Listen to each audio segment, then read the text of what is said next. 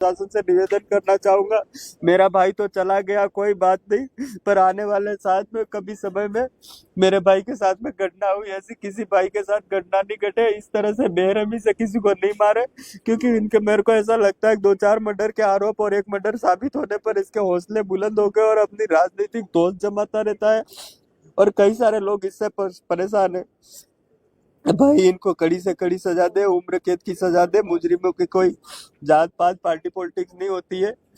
तो मैं आपके चैनल के माध्यम, आज मेरे को कितना दुख होता होगा, मैं दूसरों के लिए चैनल पे बाइट करता, आज मेरे भाई के लिए करना पड़ रहा है।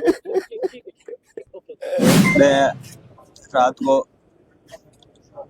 काटोल सोया हुआ था, 2:05 पे प्रकाश सागबारी सरपंच का फोन आता है कि तेरा भाई कहाँ है। मैंने कहा मैं घाटोल हूँ, घर पे सोया हूँ, वो गांव वाले घर में होगा, तो पता कर एक बार। ये फिर मैंने मेरे भाई को फोन किया, तो मेरे भाई ने फोन उसका बंद आया। मैंने फिर मेरे पापा को फोन किया, तो पापा ने बोला वो गांव में कांति का नोतरा गिर रहा है, तब भी वहां गया है 11 बजे ऐसा। तो मैंने फिर पूछा कि वो प्रकाश का फोन आ रहा है ऐसा ऐसा है। तो मैंने कहा, फिर वापस मैंने प्रकाश को फोन किया, मैंने कहा क्या बात है, वो तो नौत में गया यूं, आप क्यों फोन कर रहे हैं? ना नौत में नहीं है, काली मंगरी तेरा भाई है वहां पे और जाके ले आ चुका। मैंने फिर मेरे को थोड़ा सा, मेरे को 1 महीने पहले प्रकाश सागबारी ने धमकी दी थी कि तेरे भाई को मार दूंगा अगर, इस तरह से, और बहुत सारी बातें हुई। मेरे भाई के फोन में भी खूब सारी रिकॉर्डिंग है, शायद पुलिस अगर उस फोन को जब्त करती है तो प्रकाश की और उसके साले की, इन सबकी रिकॉर्डिंग है उसके अंदर मौजूद है। आखिर आपके भाई को प्रकाश जी ने मारने की धमकी दी थी? इनके मतलब ये ऐसा कहता था कि मतलब जो प्रकाश जी का साला है उसकी मिसेज का मैसेज आया यूं। मैंने कहा वो क्लासमेट है, उस टाइम मैंने भी यही बात हुई, तो बात ठीक है क्लासमेट है, हाँ क्लासमेट, कोई गलती तो नहीं हुई ना? मैंने कहा नहीं गलती हुई, तो ठीक है, ये बात अपने पुलिस तक भी नहीं जानी चाहिए। ये प्रकाश के शब्द थे और मैंने मेरे साथ में जो लड़के थे उनको भी बताया प्रकाश ऐसी ऐसी बात कर रहा है। इसके बाद पहले धमकी दी, फिर इसके बाद में मैंने इनसे कहा, मैंने कहा कोई लिखा पढ़ी करना पड़े तो कर देंगे, थाने में रिपोर्ट देनी पड़े तो दे देंगे। इसने मना करा, नहीं अपनी इज्जत खराब हो गई हो। फिर उस दिन के बाद से कल की घटना, कल उसका फोन आता है तेरा भाई वहां है। मैंने कहा कहाँ पे है? तो वो उसके साले के ससुराल में बताया, और फिर मैं वहाँ घाटोल से निकलता हूँ, मेरे दोस्त को फ़ोन लगाता हूँ, मेरा दोस्त फ़ोन नहीं उठा पाता, रात में सोया होगा। फिर मैंने मेरे मामा को फ़ोन किया, मामा ने 2 बार फ़ोन नहीं उठाने के बाद में वापस उन्होंने फ़ोन किया, क्या हुआ? मैंने कहा कहाँ हॉस्पिटल हूँ, खमेरा हॉस्पिटल, मेरा मामा 108 में पायलट है। तो फिर मैंने उनको रोड पे बुलाया, मैंने कहा जरा इधर आना, अपन एक जगह जाके आते हैं, नरवाली जाके आते हैं। मैं और मेरे मामा निकले और मैंने पापा को कह दिया आप किसी एक आदमी को लेके और आप भी वहाँ पहुँचो। तो मेरे पापा, मेरे अंकल जी और गांव के जो हमारे मुखिया है रावत, उनको लेके और उधर आए और मैं भी इधर से गया।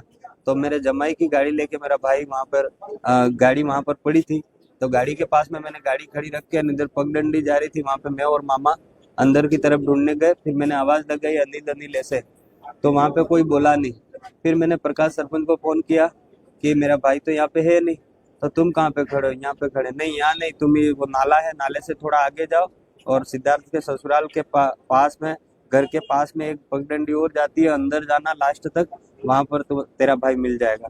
फिर मैं वहाँ ढूंढता ढूंढता गया, तो हम सब ढूंढ रहे थे, नहीं मिला, आवाज़ें भी लगाई। फिर मैंने मेरे पापा को कहा पापा आप और ये 2 जने उधर जाओ और मैं और मामा खेतों की तरफ जाते हैं।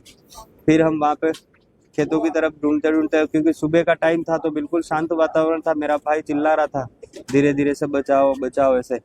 फिर हम दौड़ के, आवाज़ सुनाई दी, हम दौड़ के गए, मेरा भाई बिल्कुल खून से लथपथ पड़ा हुआ था, उस टाइम बोल रहा था। मैंने पूछा क्या हुआ बेटा? पायरे मने खूब कूटियो अने पीटे नांगो करी करी कूटियो, यूं बोला।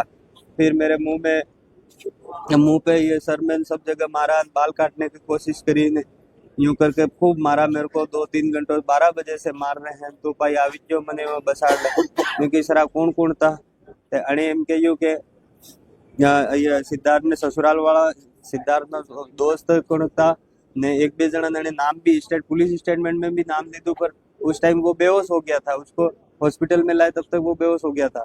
और पुलिस के सामने भी कुछ छोटा मोटा बयान उसका हुआ, फिर मेरे को बोला, पर उस टाइम मैं इतना डर गया था, मैं उसका वीडियो भी नहीं बना पाया। फिर मैं उसके ससुर मैंने गाड़ी में डाल के, मेरी गाड़ी से डाल के मामा गाड़ी लाए, खेत में लेके, खेत में जा पड़ा था। सिद्धार्थ के ससुराल के जस्ट 100 मीटर दूरी पे मेरा भाई पड़ा था। तो बोला मैं कहता को केड़ा तो पाई रोड हारू जात तो મને ને ટકા એમાં માર મેં ટેકો ને રહ્યો, મને પાई हॉस्पिटल લઈ जा, મને बसाव दे। बस मैं गाड़ी में डाल के, और फिर मैं मेरे पापा और मेरे गांव के जो मुखिया है उनको, और हमारे मामा और अनिल, इन चारों को मैंने हॉस्पिटल भेजा। फिर मैं और मेरे अंकल जी दोनों मोटरसाइकिल लेके वहाँ उसके वहाँ ससुर के वहाँ गए। मैंने गेट बजाया, बुलाया, मैंने कहा तुम्हारी लड़की और तुम्हारा जमाई कहाँ है? तो उन्होंने कहा वो तो यहाँ नहीं है, वो तो घर पे है। यूं करके उन्होंने गेट बंद कर दिया। मैंने उनको ये भी कहा माम मेरे भाई को कुछ हो गया, मैं सुबह आपके घर आऊंगा। फिर मैं वहाँ से खमेरा हॉस्पिटल आया। खमेरा हॉस्पिटल से मेरे भाई की स्थिति बहुत खराब हो रखी थी, वहाँ से रेफर किया। हॉस्पिटल से बांसवाड़ा लाया। बांसवाड़ा थोड़ी देर मेरा भाई मेरे हाथों में तड़पता रहा। इसके बाद मेरे भाई की मौत हो गई। मैं तो प्रशासन से उम्मीद करता हूँ कि इन मुजरिमों को जिस तरह से मेरे भाई को बेरहमी से मारा, मेरे भाई को गला घोट के मार देते, तलवार से मार देते।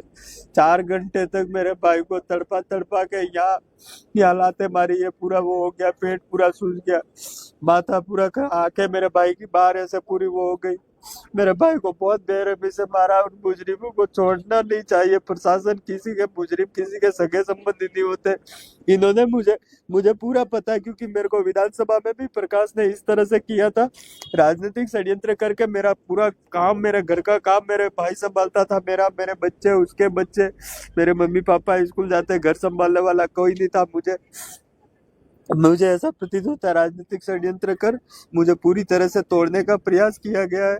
मैं प्रशासन से निवेदन करता हूँ, कारण जो भी हो मुझे कोई दिक्कत नहीं, पर उन सभी मुजरिमों को, क्योंकि 1-2 जनों का हाथ नहीं हो सकता। जिस तरह से बॉडी पे चोटें हैं, जिस तरह से मेरा भाई तड़पा है, उस हिसाब से 1-2 आदमी उसका इस तरह से मर्डर नहीं कर सकते। मेरे भाई को जो मारा है, पीटा है, बहुत बेरहमी से मारा, और उसमें बहुत सारे लोग इन्वॉल्व है। मैं प्रशासन से निवेदन करना चाहूंगा कि जल्द से जल्द उन मुजरिमों को गिरफ्तार कर।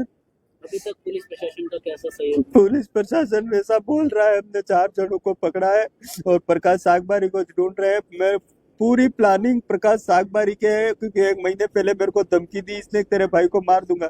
जब मैं वहाँ पड़ोसी गांव का आदमी हूँ, मुझे नहीं पता कि यहाँ लोकेशन है, यहाँ लोकेशन है, और प्रकाश मेरे को लोकेशन बता रहा है कि तेरा भाई यहाँ नहीं वहाँ जा, यहाँ नहीं वहाँ जा। इसका मतलब इसको पूरी तरीके से मेरे भाई को प्लानिंग के साथ में इन लोगों ने मिल के मारा है।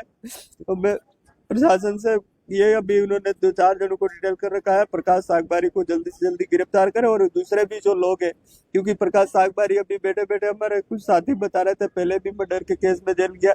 इसके ऊपर कई सारे मर्डर के आरोप पहले से लगे हुए, पर ये हर बार इस तरह से बच निकलता है। मैं प्रशासन से निवेदन करना चाहूंगा, मेरा भाई तो चला गया, कोई बात नहीं, पर आने वाले साथ में कभी समय में मेरे भाई के साथ में घटना हुई, ऐसी किसी भाई के साथ घटना नहीं घटे। इस तरह से बेरहमी से किसी को नहीं मारे, क्योंकि इनके, मेरे को ऐसा लगता है 2-4 मर्डर के आरोप और 1 मर्डर साबित होने पर इसके हौसले बुलंद हो गए और अपनी राजनीतिक दोस्त जमाता रहता है, और कई सारे लोग इससे परेशान है।